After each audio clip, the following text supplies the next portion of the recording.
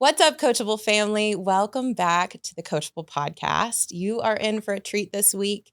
If you've never joined us for this episode or for this show, welcome to the Coachable podcast. I'm your host, Tori Gordon, and today you are going to hear from one of the world's best spiritual teachers and meditation gurus. Biet Simkin is joining us from Laguna Beach. So excited to have her here. I have been following her content for years and have been practicing her breathwork technique, which is really my favorite way to get high. I'll just be honest. So I'm very, very thrilled to have this conversation. Yet, thank you for being here. Thank you for having me, Tori. I'm so excited to be together. Yeah, absolutely. So I know a little bit about you. I know that you grew up in New York with a dad who was, I believe, a shaman, and you've had an amazing musical career. You signed with Sony Records when you were just 19 years old. You were a really famous DJ, and also you've got this powerful niche of bringing ancient wisdom into the world through practical modern modalities and really speaking to an audience of all types of people all over the world. We're so lucky, obviously, to have you here, but I want to just get to know you and understand what it was like for you as a child growing up in New York and how you kind of have evolved into the woman and the teacher that you are. So if you could just take us back a little bit, and what was it like growing up in New York and in a shamanic family? You know what's interesting, and I don't know if you can relate to this or if your listeners can relate, but for me, I am like two, or I should say thousands, but several worlds combined in one person. And so, let's just talk about the two major worlds. I would say that on the one hand, I grew up in extreme poverty and we were immigrants coming here from Russia. So I was in a tenement building surrounded by roaches and mice. We had no money, as I think most immigrants coming here just start from scratch. And so that's one part of me, is that I'm this person who has that as my, the beginning of my story. My origin story is dirt poor, growing up in the street, almost getting raped, getting held up at gunpoint, figuring out how to run the streets, playing CeeLo on the sidewalk. That's a part of me, right? And for anyone who's listening who can relate, awesome, right? Then the other part of me is that my father was this guy who came to a state of enlightenment in the woods of Russia after curing himself of tuberculosis. He was also a medical doctor and a jazz musician. My mother was a chemist who came to the States and decided to become a massage therapist. My grandfather was the first chair violinist for the Leningrad Philharmonic. My grandmother was a famous chemist in Russia who was one of the only people / women who were allowed to leave during Soviet Union Russia, where you could not leave. But they were like, you can leave because you're the only person who knows the formula to make this cement. So we'll send you to Paris. So I have this background of, very aristocratic, beautiful, brilliant people. And then my life was just this torn to bits shambles. And then in addition to all the poverty and the roaches and the mice and whatever, my whole family died while I was growing up. And so the only people left were me and my father, this awakened shaman, and my brother. So my brother became a metalhead and walked around New York City with a mohawk, wearing a Misfits t-shirt. So that was one of my, quote, parental figures. And then my other parental figure was this guy who was basically like Eckhart Tolle or Mr. Miyagi. Wow. So I would come home and I'd be like, hey, I didn't do my homework and I don't want to go to school. And he'd be like, there is no meaning to existence other than the one that you make, and I'd just be like, cool, yes. That's where yeah. So then we would stay up all night studying mysticism. He gave me, the Tibetan Book of the Dead when I was 9 years old as a birthday present. That's the kind of education that I was getting. And was I good at school? No, but I was super manipulative. So I somehow managed to get B's in classes that I didn't even go to. I would just come to the teacher and be like, look, I'm really interesting and funny. We can all agree. My whole family's dead. How about you give me a B? And they'd be like, sure, kid. You know what? You deserve a B for just being, miserable and cute, Wow. Okay. I already knew that you were fascinating, but you're starting to put all the pieces together to understand all of these influence, all these things and people that have had influence on you, your life and on your upbringing, and then on just your lineage and your ancestral line and what that looks like. I had no idea how much we do have in common. So I see why I relate to you so much and why I feel Mm, so connected to you. I too lost the majority of my family, my dad being my really only living relative. wow. And so, and in my phone to this day, his name is Wisdom. So I'm like, oh, Wisdom's calling. Let me pick up. Wow. Yeah, because Wow. I view him in a similar light to your father, although he did not cure himself of tuberculosis, which is fascinating in itself. So, what was it like? I imagine, like, having that as your number one primary caregiver and an overseer, and having those teachings sewed into you at such a young age. Did you grow up practicing any specific faith of or religious of were you part of any religion of any particular kind? Well, my father believed very deeply that it was our duty in this era to create our own Mm, mythologies. And that was his teaching. We are Jews. And, as a Jew, and I'm sure that's going to like alienate like a bunch of listeners now because there's some crazy war going on that like has nothing to do with Jews or Palestinians. But of course, like we get drawn in as if, sure. I remember when the Russian war started with Ukraine, like I heard people speaking Russian and everyone would like go and like, kind of give them dirty looks like you're Russian, like as if Russian people are somehow to blame for like their government's insane war. Anyway, we're Sure. Jews. And so as Jews, that's a nationality as well as a religion. Mhm. And I would say we didn't really practice the religion part of it, except like my dad had read the Torah and he tried to attend a temple when he came to the States. He like got circumcised without anesthetic at the age of 40 because he was like, you know what? I'm a Jew. I think that I'm supposed to like prove to I don't know, like something. He felt a deep yearning to do something very spiritual. And so he came to a temple and he shows up again, dirt poor, just off the plane from Russia. We're living in this tenement building in Queens. And he comes to this synagogue and he comes to the door. And my dad was like, I don't know, maybe the most enthusiastic person you'll ever meet. And he looked like Santa Claus. And he walked up to the door and he was like, I am a Jew. And they were like, cool. And it was a holy high holiday. I forget which one, Yom Kippur or Mhm. something. Mhm. And they were like, okay, cool. Well, the entrance fee for tonight is $15 for the Mhm. great holy high holiday of whatever the hell, right? And my dad was like, oh, this is beautiful. He's like, I come from Russia. I have no money, Mhm. but I am a Jew and I love you and I love my brothers and sisters and I am Jewish. And they were like, cool. Well, you can't come in unless you have the $15. And he just like walked away from that temple and was like, I'm never going to step foot in a temple ever again. And I'm devoting my life to practicing my Judaism on the ground, like in the world. And he devoted his life to fourth way work after that, which is fourth way work, which is what I teach, is this idea that you can find enlightenment in the real world while you're having sex, while you're buying real estate, while you're pursuing an Oscar or a Grammy or a Pulitzer Prize or whatever it is you're shooting for in this life. Mm. How can you find enlightenment in that? And so I feel like, he taught me that. And I felt so honored. He used to say to me, he was like, you wish I would tell you what to do. I'll never tell you. Like that. He's like, everyone's parents is telling them what to do. Mhm. He's like, you should be so lucky. I tell you nothing.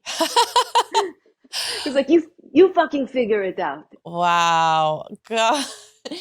Bless him. I love this. So, what a fantastic, I mean, and interesting perspective. I've never heard of the fourth way. So I want to understand more about the fourth way work and understanding what enlightenment really means, at least from your perspective and your teaching. Can you kind of shed light on the enlightenment conversation? Like, what does enlightenment really look like, especially in the modern day and as it pertains to the fourth way teachings? So I'll speak about fourth way as like a kind of a lens through which I view everything. I've studied fourth way since I was a kid with him. And fourth way is like a mystical occult study. So what that entails is that I have members of my group that meet with me and we do these really intense 2-hour meetings and use fourth way meditation, which is an active meditation. It's very different from like sitting in zazen for 2 hours. It's Mm-hmm. like you talk while you meditate. So Okay. it's really trippy, and I'm super into it and excited to like share it with the world in bigger and smaller ways. And I do inside of retreats and events, right? But enlightenment is something that as I was growing up and being raised, both in fourth way work as well, and in all work that I've ever read, there's this idea, and I'm sure, Tori, you're familiar with this idea, and maybe it also has had you, as its bitch. But this idea that was presented to me as a child was enlightenment is a state that you reach once you have a white light experience, you've done certain work and you've created the context in your life, and then something happens. And then all of a sudden, you are risen above your normal state, and you then never leave that state ever again. You are just perpetually like Jesus Christ, which, by the way, Jesus Christ, big fan, was on the cross and he said, God, why have you forsaken me? Mm-hmm. Right? So if Jesus Christ, who is like the coolest dude since the history of time, obviously embodies enlightenment, can also have moments of doubt, which, by the way, he returned to being like, yay, I'm dying in the name of all our sins. Thank God for our Father, all that stuff. But at first he was like, what the fuck is this? Yeah. Right? You're going to tell me I'm going to hang on a cross and slowly die? Like, no, no, no, no, I didn't sign up for this, Mm-hmm. God. What the fuck is wrong with you, right? Mm-hmm. So I think that that is missed. And so I actually, over years of meditating on it myself, have redefined enlightenment. And I'm currently working on a book and have redefined enlightenment. And to me, the new definition is actually a process of experiences. One of those experiences is what I would call enlightenment. So it's like you touch your tits and you run through the wind and you cry and you remember the meaning of life and you remember the meaning of it all and you remember who you are. And all of a sudden, and sometimes this can last a day, sometimes it can last a week. Some people who are listening to this show might experience it while on mushrooms or Mm-hmm. ayahuasca or whatever. Mm-hmm. I've been dead sober for 15 years and I've experienced it many times with absolutely no drugs. Wow. And, maybe for my breath work. But other than that, like, it just happens, right? Yeah. Spontaneously, I'll feel it.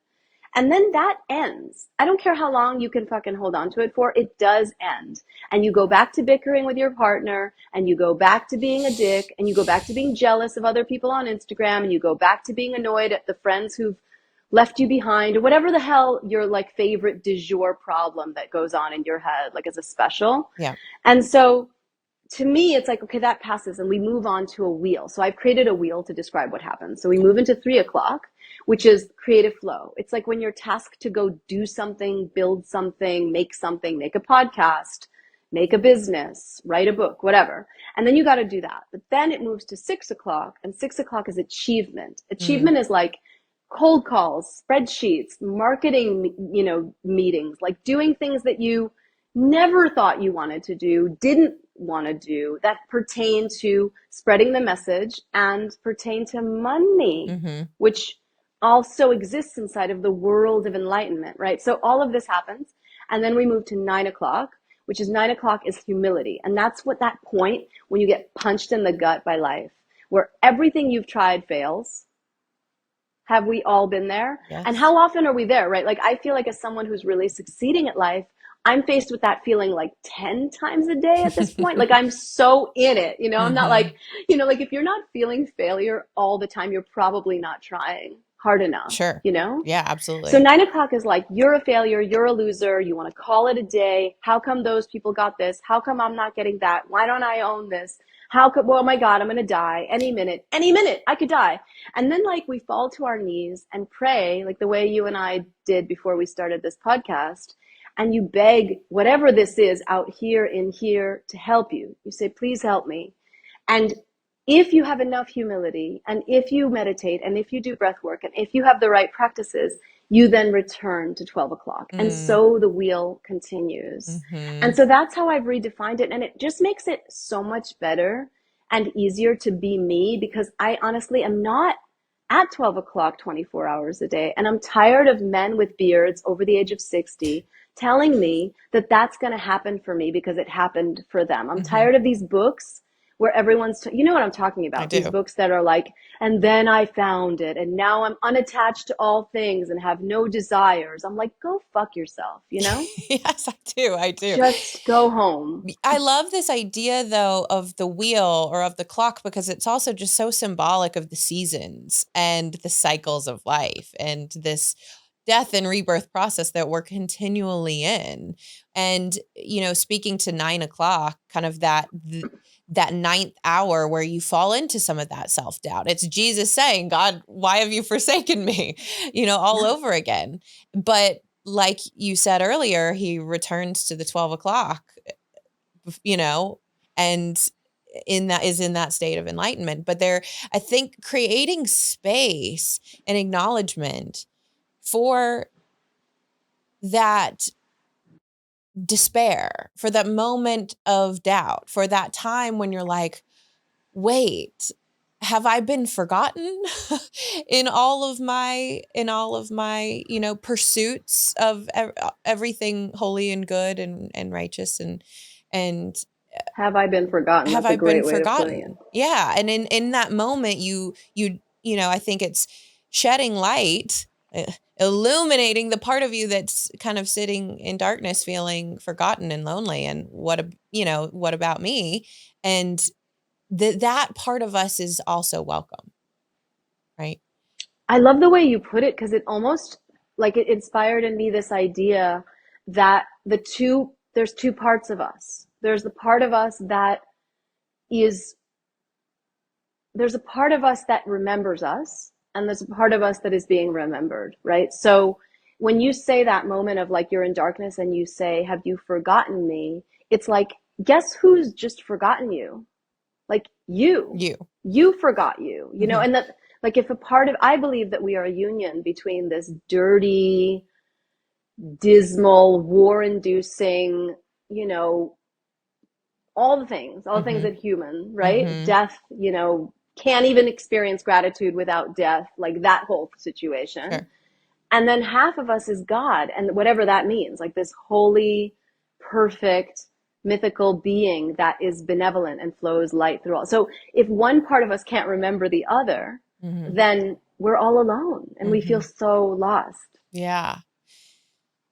Yeah, I just love that take on it because it brings in the humanity, your humanity. You know what I mean? It doesn't say you need to rise above your humanity. It includes it as part of the process and says that that too is welcome and lovable and included in that journey. It's not something you need to get rid of, but it's something that gets to come along for the ride. And I think that's so helpful for people listening who maybe like like I have in the way that you described it. I was like, I don't, you know, I'll never get there.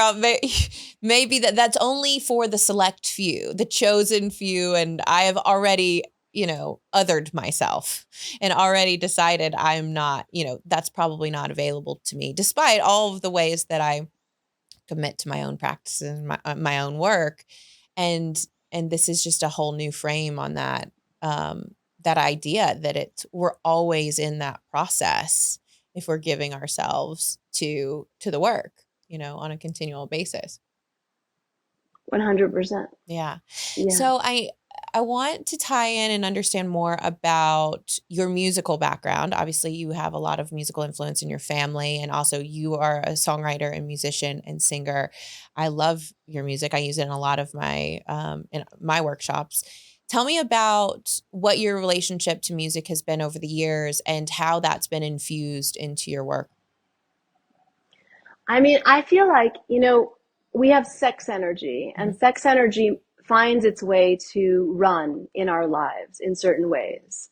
And for some people, that sex energy is going and it's, you know, building houses, or for some people, it's traveling the world, or for some people, that sex energy is used to actually go have tantric sex, like whatever it is, you know, and maybe it's a lot of those things. For me, like most of my sex energy goes to writing music. And I Mm. feel like I mean, no, I also bang my husband. Like I'm so into that. But I just feel like I wouldn't even want to bang my husband if I wasn't a songwriter. Like I feel like Mm. writing music is how I commune with the divine. It also hurts a lot for anyone who's listening who is a musician or an artist. It's like I feel like I'm kind of sticking my hand in an electrical socket and like being shocked I've done every that time. actually, You've so done, I know what I've done that that. feels like. It's painful. Yes. Yeah. And it's sort of like that. And I feel like I also relate. I don't know if you've seen the film Amadeus, Mm. but Amadeus Mozart, it's like about the life of Mozart. And I just feel like that last sequence, like when he's dropping dead and writing the Requiem, like that kind of describes what it feels like to be me, and also to be a musician. Like to be a musician, you're kind of like, there's a part of you that's dying as you're writing this stuff. And it's like a trade off. Like, would you rather live longer or would you rather write these songs? And I'm just like, I don't think you really have to choose. You could totally live to 90 or 100 and write songs. But I think there's something about it where there is a trade out, like you're selling something Mm. to the heavens to be able to be a conduit of something like that. Yeah. Yeah, I'm curious, do you have a specific creative process that you go through in the ways that you bring these ideas or these sounds or these melodies or lyrics from the ether and you draw them down creatively and you bring them into, form? That's what I'm so fascinated by. My dad, both my parents were award-winning, world famous musicians, and so I've watched and been around it my entire life. I'm curious for you, do you have a specific creative process or flow, and how do you get into that flow and flow state in order to create? Do you have any tips for people in that process? I would say just do it. It's the same way like people say like write, like if you're a writer, write for at least 3 hours a day, even if you write garbage. Mhm. I feel like that, like I own a keyboard, I own a guitar. I also collaborate with other artists, and I find that collaboration really helps. Like I'm currently working with another artist and he and I are writing songs Mm. together. So Mhm. what we'll do is like he'll send me a guitar line and some lyrics and then I'll mess with it and write my own stuff over Mhm. it Mhm. and vice versa. And so that really helps me. I think also listening to other music and getting inspired by music is Yeah. helpful, especially if it's older music. So like it's helpful to not only listen to like pop music. Like if you're just going to listen to Taylor Swift, you're going to write music that sounds just like Taylor Swift. Like it's not going to be that Mhm. inspired, because I think there's a level of time travel that needs to happen for music to come. Mhm. So that helps me too, is like listening to music from long ago. Yeah, of course. I completely agree with you. I mean, you've been called the David Bowie of meditation. Where do you think that moniker comes from, and what do you think about that? I care a lot about fashion. My Mm. like last book launch was literally a fashion show, and like we did Wow. my breathwork, and the stage was filled with models wearing a specific line. This as for was the brand that was collaborating with Mhm. me in that particular instance. But I think the way that he and I fuse fashion with art, or fuse fashion, in my case, fashion with spirituality, Mhm. I think also David Bowie represented like this alien quality. I think people didn't understand where he came from. There was even a film that he made, um, that was about him coming from outer space. I don't know if you've ever seen I that film, but haven't. I think it's like the man who fell from whatever, some other planet. You can see it. It's a great film, very slow moving film from Mm. like the late 70s, I believe. Mhm. And so I just think for me too, like I think people have always seen me as other, I Mm. remember one time I was seen by a psychic. We were doing like this group thing and the psychic came out and he just touched his heart and said, "Thank you for visiting us." He just Wow. said, "Thank you. Thank you for coming down. I know it was a long, hard journey, but Mm. we really appreciate your visit." And I wept as soon as he said it, because I've always remembered that I come from somewhere else. And I think that the difference between who I used to be versus who I am now is I spent the first half of my life being like, I just want to go back to Mm. where I came from. I miss like endless orgasmic states. I miss the state of enlightenment that never leaves. I miss the ambrosia of love and true love and brotherhood of man and connection and union with all who are correct, around me. And this world is like all about duality and separation and loneliness and fear and anxiety and social anxiety and failure and death, Hmm. right? Like those are the components that I'm familiar with on Yeah. this planet. Yeah. And so the first, I think 37 years, I don't know, 38 like years I just spent being like, get me the fuck out of here. And I was never suicidal, but I was hoping, by the way, that if I found enlightenment, that was maybe going to be my ticket out, Back to that And state, yeah, I was like, back just home. get me like they said, okay, they said that I'm reading the fucking Bhagavad Gita. Like they said that if I find this thing, I'm out of here. Like it'll be my last incarnation and I can just get off, right? Hmm. And then as I sought and found enlightenment and actually found it and became it, I realized, oh wait, like it never ends. Like it's just going to happen again. I'm still afraid. I still have social anxiety. I still am afraid of death. I don't like needles. Like, I honestly, like so many flaws. I'm so Mm. human. And so once I got with that and actually started studying shame and, creating practices around shame and around fear and around despair and around grief, I actually found that I love it here. Mm. And I became, I think that, what David Bowie was in a way, like someone who actually found a way to exist on this planet. Yeah, absolutely. I mean, the human condition, the reason I do the work that I do, and I know to some degree the reason you probably do the work that you do is to relieve unnecessary suffering in the world, and so many of us are.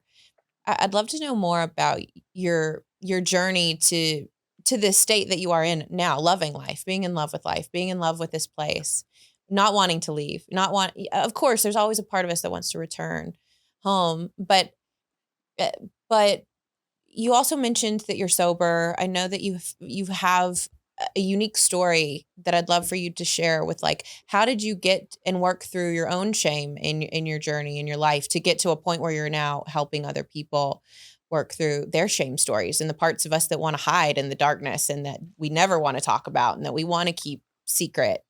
Shame is such a powerful dark force that keeps us really small and continues to make us believe that we're wrong and that we did something wrong and that our existence is just wrong.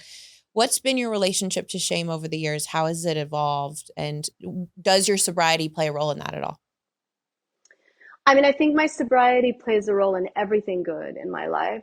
I'll say that. But I will say that, getting sober, the first stage of getting sober, for anyone who's getting sober and listening to this and being like, ooh, sober, I want to try getting sober. It's like, it's really painful at first. And painful, why? Because alcohol and cocaine and heroin and ayahuasca and whatever else, mushrooms, like whatever you want to take, make things easier. Like that's why we take them. They make things smooth sailing. Like on cocaine, I was like the most brilliant person that ever lived. On heroin, I was the most nonchalant and removed. And like, I never had a problem. I never had a desire. And on mushrooms, I remembered that we are all one and I was a state of love, Hmm. right? So those things can help. The problem is that heroin will like destroy your life, cocaine will destroy your life, and mushrooms, you can't. I mean, for some people, I don't know, I can't live on mushrooms 24 hours a day, Sure. 7 days a week, 365 days a year. Right. Me personally, that's not been my path. And so when I got sober, I was like, okay, I'm the most insecure, like I had to face me really for Fragile. the first time. And I was Yeah. like, holy shit, I'm a horrible person. Mm. Like you watch like Succession or whatever, and everyone's always like, oh, that show is about bad people. And I'm just like, I mean, I've never seen Succession, but like I'm also a bad person. I'm not like a 100% good, Hmm. whatever the fuck that is. And so like I feel like facing the way in which I set the ball rolling to have bad things happen in my life, the way that also like I am the manifester of everything. Like if anything happens in my life that's not good, medium, lukewarm, whatever, I never blame externally anymore. I mean, sure, I'll blame externally for like, 5 minutes, but then I'm like, that bitch. And then I'm like, wait, Oh, wait. who, well, who are you This being? bitch. What did you do? This bitch, what did this bitch do? And what is Hmm. and at the end of the day, so anyway, so I started like creating processes. And I found, like, again, I've worked with my father all my life. So we did somatic practices. We did this breath work that I founded. Like I played with it and I created my own technique around it. And so I used breath work and somatic work to take my own shame and the shame of my private clients and people who come to my events and fuck with it, like really take shame and play with it. So I'll do like striptease dances, like while I'm talking about all the things I'm ashamed of. Mm, Or you know, I'll just get into what I'm ashamed of. Like rather than being such a no, I have a somatic practice that allows me to say the word yes to the things that I'm really a no to. So like if mm, something happens in my life, 9 o'clock, like where I'm really hurt, rejected, feeling like I'm not getting what I want in the world. Like I get, one time I had a gig where I was going to perform at Madison Square Garden. A week before it happened, they pulled the gig from me. mm. I know, and for anybody who's like dreamt of performing at Madison Square Garden their whole life, me, like it was so painful. And Yeah. instead of being in pain about it, I used my own signature practices to like feel into and be with and utilize that shame and that anger and that rage to actually get inside. And what I found is shame, specifically shame and any real feeling that you're like not a big fan of, like disappointment or failure or less than or worthlessness or pain or Humiliation. Yeah. whatever, Mhm. are all actually seeds to something you're meant to do and be. And so when I do the practices, I'm given kind of almost like a book, like a golden book with instructions on what I am to do next. Mm, Sometimes it's my next album, or sometimes it's the new contents for my new book, or sometimes it's, like the breathwork deck. Like it's given to me ideas, or like a voice will come and be like, you really should reach out to Tori. I feel like you're supposed to connect with her. And it's stuff like that. If I didn't do the practices, I wouldn't have the messages, because the messages are clouded by shame, doubt, insecurity. Like if you're having those feelings and you're not doing the special practices to get through them and with them and get yummy with them, then they're going to take you down. That's their whole job. Their whole job is to like take you off your path, fuck up your life, and destroy your destiny. And the mm. good news is, again, like I love being on a planet where I am like being fucked with on that level. Like, bring it. Like also how boring would it be? Like the storms of life are coming at me so readily. And even like just today, just to be fully transparent, like today I just launched my deck like yesterday, Oh, wow. I cannot tell you the barrage of negative thinking that has come my way. Mm, The negative thoughts, oh my God, you're such a loser, blah, blah, blah. I had people texting me day and night, you should be so proud. I can't believe you created this thing, blah, blah, blah. And it doesn't matter how many texts I get. It doesn't matter how many posts have been made.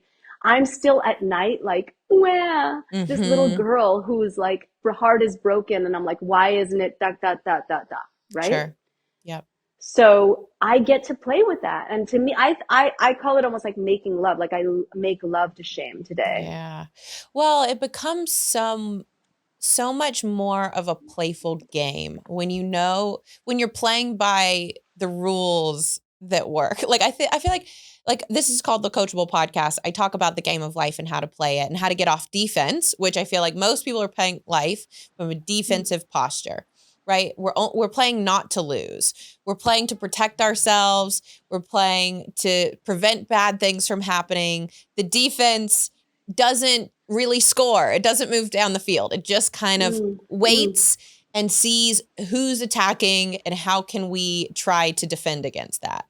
And so to start actually moving forward, to start mm, actually reaching and creating the destiny you want to create, you've got to play a whole different game. You have to play offense. You have to learn a whole new position and a whole new skill set, which is okay. How do we start to move forward? How do we strategize? What are the skills necessary? And when I hear you talk about what are the practices that you're using, and literally what are you practicing, then it becomes a lot more fun and it's not fun to play a game that you don't know the rules to. You just keep losing over and over and over and over again. You're like, I don't want to play this fucking game. Like, this right. isn't fun. But so I'd love to hear you share if you can share any of those yummy practices that people can start to implement so that they can actually start to get on maybe the offensive when they are dealing with shame, they're dealing with guilt, they're dealing with humiliation or rejection or any of those darker, denser energies that are like, oh, I just feel overwhelmed by all of this. And I Mm, don't, and I need the skills or the tools or the practices to help me combat it and to help me actually feel like I've got I can go up against this thing right now versus just succumbing to it, if you will. Yeah. I mean, so do you just mean like overall speaking about which practices I've Yeah, created give to me mess some with this, right? practices that would, yes, exactly. Okay. I'm trying to I'm trying to think of something that I can like send you home with right now. Sure. Um, I'm gonna do like kind of a bit of both. I'll send you home with something, but also like speak about how it works, right? Sure. So I founded a signature somatic practice, and this Amazing. practice allows you to both do a breathing exercise and move your body in a way that allows you to connect to the part of your body that's holding on to basically terror, but it's Mm, from a much younger age. And so mm-hmm. if you can start to connect to that part of yourself and actually distinguish the two, separating both yourself right now, where you are now, versus that, and just kind of taking them apart, Mm-hmm. separating them. Because what happens is we say I to it. So one technique that I love is never say I to it. Like if you're freaking out and you're angry, that's probably not I. Like if I'm freaking out, it probably means Betty or whoever from my childhood, me at 8 years old in the tenements in Queens surrounded by roaches or whatever, is now running the show, Yes. right? Or maybe Yes. it's 12-year-old Betty, who, by the way, Biet is Betty in Russian. Oh, So like I wow. went by Betty till I was 18. So like Betty, whatever, we'll call her Betty. Like Betty was, when she was 13, she got cellulite and started looking like Jennifer Lopez, like overnight after basically looking like a 12-year-old boy her entire life and didn't know what to do with that and didn't have a mother and didn't know who to talk to and has since then thought she was ugly unless blah blah blah blah blah blah blah, right? Mm-hmm. So it's like we have to connect with what happened in those moments. And so the somatic practices, like I don't have anything right now that you can like do or whatever. I have courses coming out this year. So people, if you Amazing. just stay connected to me, Okay. that will be coming out this year and you can do my somatic practice with me there. Cool. We can even find a time to do like maybe we can do like an IG live or something. I'm happy to share it, Yeah. so I don't take up the whole time of this podcast Of course. taking you through a 20-minute process. Mm-hmm. But I think what's most important is to remember that your breath and your body and your senses are the keys to getting in to the feeling that is occurring. So if you're Mm-hmm. having a feeling, the natural desire is to turn to drugs, alcohol, or food and or sex and get away from the feeling, Right.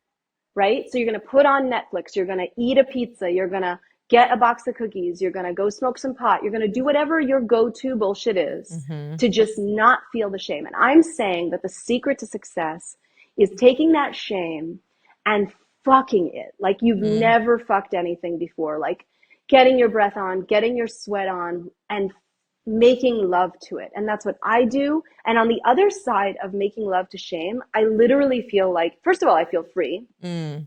And second of all, I feel empowered to then not bypass, but to go back into that. I'm the decider of my life. I'm the creator. I am endlessly optimistic Mm-hmm. and you can't fuck with me. But if I did that first without feeling the shame, then really I'm just a bunch of bullshit. And you know those people, right? Who are like, oh my God, everything's so positive. It's like, it's Yes. not that positive. I'm filled with shame. Where are you? You know what I Yes. mean? Yes. I do. I do. Yeah. I mean, I think shame is it's a tough one. It's the one that we most want to hide from. It's the one that we most want to admit that we don't have because shame like lives in secrecy. And so to bring it actually into the light and to look at it makes it dissolve in its own in that way, and actually to create a space where you can actively engage with it and bring your love, bring your attention, bring your breath, bring your awareness and say, "Hey, like the ninth hour, you're welcome here too. You're not the outcast. Like, Yeah. actually, you have a place."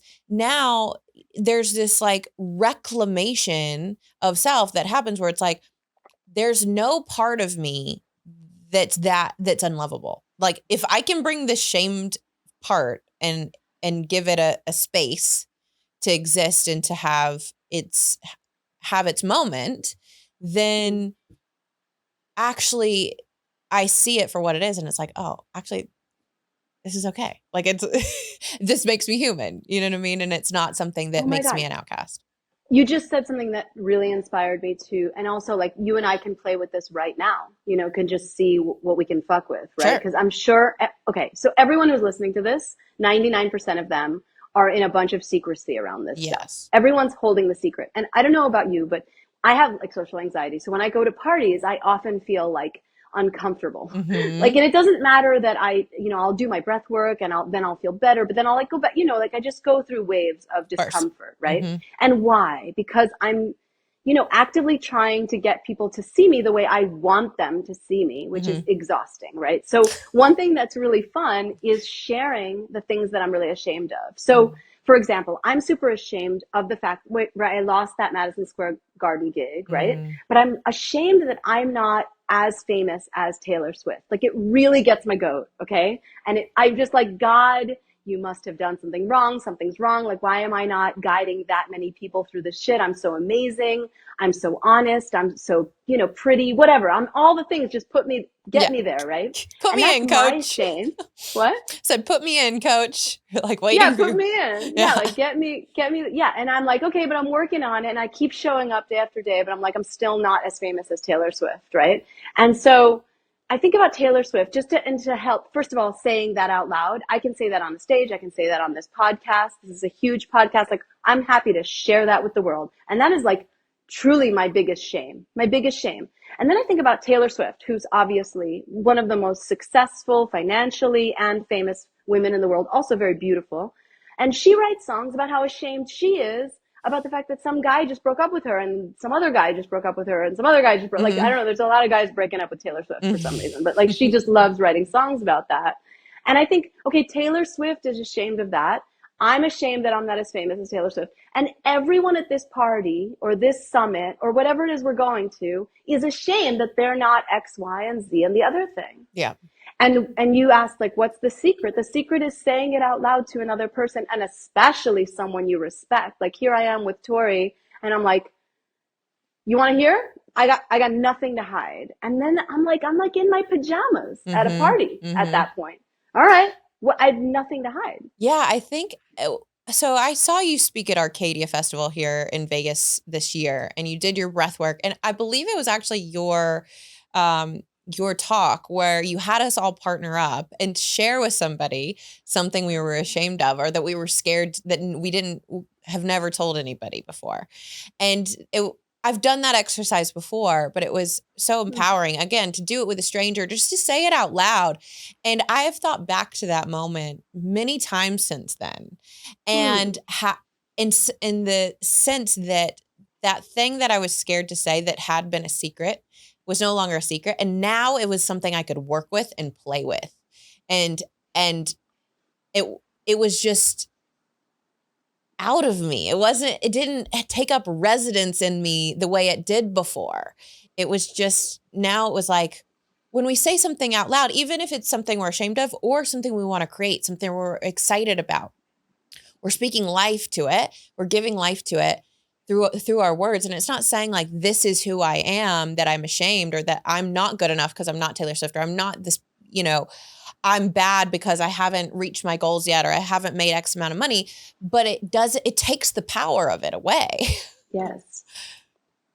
So you Yeah. can enjoy this moment too. It's like, I don't know, like, again, everyone's different, but I feel like whoever is not able to practice this ends up being eaten by that thing. That thing will Yes. eat you. It's like, you will eat it or it will eat you. Mm-hmm. And at the end of the day, it's like, if I want to be present and if I want to be here, I need to be able to be with that thing. Mm-hmm. Okay. And here's the other thing too. There's a lot of myths, right? Like, Taylor Swift is writing songs about these guys leaving her. The myth is that no man should ever leave someone like Taylor Swift. Apparently not, because they keep leaving her. Mm-hmm. And like, the myth is that also, how many famous spiritual teachers or famous rock stars have you heard say, I didn't care if it happened to me, it just like happened, Mm-hmm. right?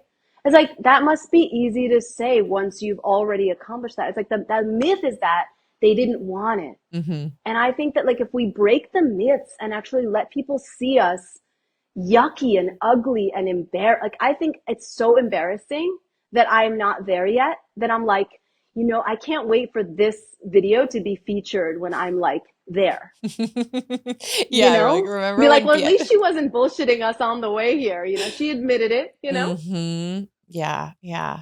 Thank you for giving people that permission slip because I think sometimes we just get so stuck in our own heads and we're thinking ourselves in circles and sometimes it's just about like creating these spaces to be honest with ourselves, with each other in safe spaces. And I know that that's what you do is you create this safe container so that you can engage with and interact with and work with these parts of us so that they don't eat you alive, so that they don't, so Yeah. you're not suffocating and suffering in silence like so many people are.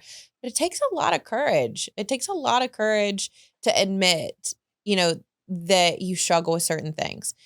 But the thing that I've realized over the years, as I've worked with my shame and I've excavated and gone into all the doors that I want to keep shut for the rest of my life, and I'm like, never going to go in that door again, just going to act like that doesn't exist.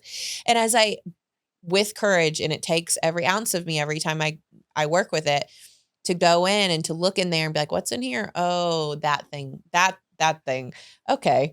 All right. Mm. And so I have enormous respect for you, for people like that do this work because it's not easy. It's not fun per se, but it does give you a sense of freedom that you're not just being choked out by all of your secrets all day long and living this shriveled, dead like life because you don't think it's safe to be honest, right? Mm. Let's just say something really awesome, though, right? Because we're talking about this shrivel up shame thing, right? And I think that some people have that aspect down. Like they're willing to like show their yucky roots and be like, yuck, look at me. There's a lot of Instagram stuff now on TikTok too, which I'm not into. I mean, I've never owned, but like I've seen it, like Mm-hmm. whatever. The point is that people are really big onto like sharing shame now. It's kind of like a trend. How And so like, vulnerable can we be?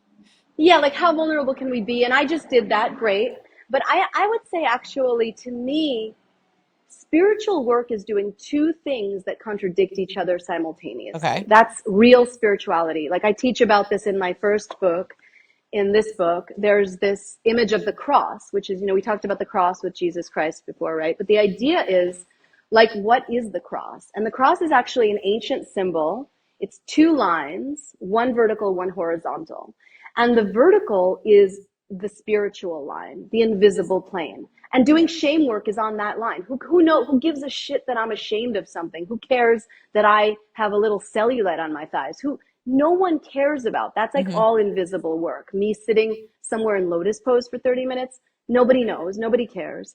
It's this line that people see. They see Mm-hmm. me winning awards. They see me having thousands of followers on Instagram. They see me speaking on huge stages in front of the world. They see me having a best-selling book. They see me having soon to be a best-selling deck. It came out yesterday, so, give us a sec. Heck yeah. I mean, it's like they see that, right? They see my gorgeous family. I lost my daughter to SIDS 15 years, like, no, not 15. I've been sober 15 years.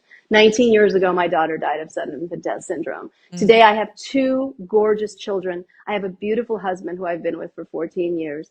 So let's talk about that for a second, because I do believe it's the cross that people are looking for. They're not looking for how can I be as vulnerable as possible. Great. So if you're vulnerable as possible and you've connected with your vulnerability and touched your tits and like done a striptease, congratulations. Yeah. But FYI, life is about also going out and kicking ass and taking numbers. So Mm-hmm. what's impressive to me is people who can do those two things simultaneously, not just like, oh, I felt my shame in my living room somewhere. I don't give a fuck about that. What I want to see is you felt your shame and then you got the fuck up and you did some shit that's Mm-hmm. changing the world. You want to change the Yes. world. You want to make some art. You want to say something new. You want to create a life where you have a healthy relationship and healthy friendships and a community and gorgeous children. Fuck yeah, that's interesting to me. Hell So yeah. that's why I feel my work is different because I'm actually saying, yeah, okay, I'll tell you about the fact that I'm ashamed that I'm not as famous as Taylor Swift. And, you know, meet me in Hawaii next month for my fucking retreat, like both and. Yeah. Well, it's like, what's the point of sitting with our shame or doing any of these practices if we don't, if our lives don't change, if we don't go do anything with it, you know what I mean? If we don't contribute anything in the world. And that's the responsibility I believe we all have if we're going to to play in the spiritual love and light, and working with our darkness isn't light. It's working with our shit. You know what I mean? But Yeah. it's like, how is that the integration of that? What does that now mean about, what have I learned about me as a person because of doing this practice? And then how does that change my life going forward? How does that change my actions? How does that change how I treat myself and how I treat the people in my life? Right? Because we can get so focused on this. One of the things in my that came into my awareness several years ago when I first started doing this work was I had this I was so focused on touching everybody else, like making a difference in the world and like getting followers or like sharing my message with people, sharing my vulnerability. But I wasn't being vulnerable with the people inside my home. You know what I mean? Like, or Mm-hmm. I would like post it, to the masses, but like I wasn't able to have a real tender conversation with my partner. Like how is that Mm. actually applying to your real life, or is it just a performance? Yes. Right. Right. And I think the integration of that, and where what I love hearing you say is the real embodiment and the real transformation happens when you do both, right? When you actually go live it in your day-to-day life. And that's why I think you have so much success and why you are speaking on these stages, and you do have a best-selling book and a soon to be best-selling deck, because you don't just talk about it, you walk it and live it, and you own, like, this is who you are, and that's fully embraced. And so I think there's a lot that we can learn just from this whole conversation in terms of how we can make space for those parts, how we can open up dialogue with those parts, how we can let that have its place, and once we do that, like, what are we actually going to do about it? And how are we going to contribute to the world and make it a place that doesn't continue to shame people? You know what I mean? Oh man. I mean, I have no idea if the world will ever stop being the world, right? Yeah. But I do know that I can break through the matrix over and over again. And I have broken the lie that I'm going to break through the matrix forever. For me, it's like, can I remember today? Can I accept that I'm going to forget today? Yeah. And can I fight like my life depends on it to both remember today and then to take that remembrance and create sweetness with it for Yeah. myself and those around me and myself too, right? Like it's like that love making that we do with our partner or that love making we do with songs or whatever it is we're creating in the world, it's just beautiful. And there's no Mhm. amount of money or fame or success that washes it away. My clients are some of the most successful people in the world, and it's still a daily practice. Like, and that's Mhm. the good news. It's like you get to keep showing up and being 9 o'clock or getting to 9 o'clock on a daily. Exactly. And we call it a practice because we get to practice it. we get to Right. we get to practice it. So as we wrap up, yeah, I know you just launched this deck. Tell me what it is, how people can buy it, and anything else that you're really excited about that you're working on right now.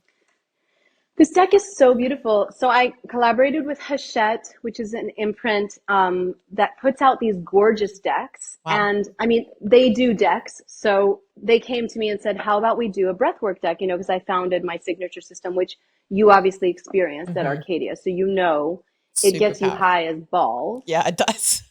I was Balls. like, And like at literally, when the I did it for the first time yet, I was like, I just did the biggest whippet of my life. If you've ever, yeah. I was like, I am vibrating. If someone saw me right now, they would be like, I don't know what that girl is on.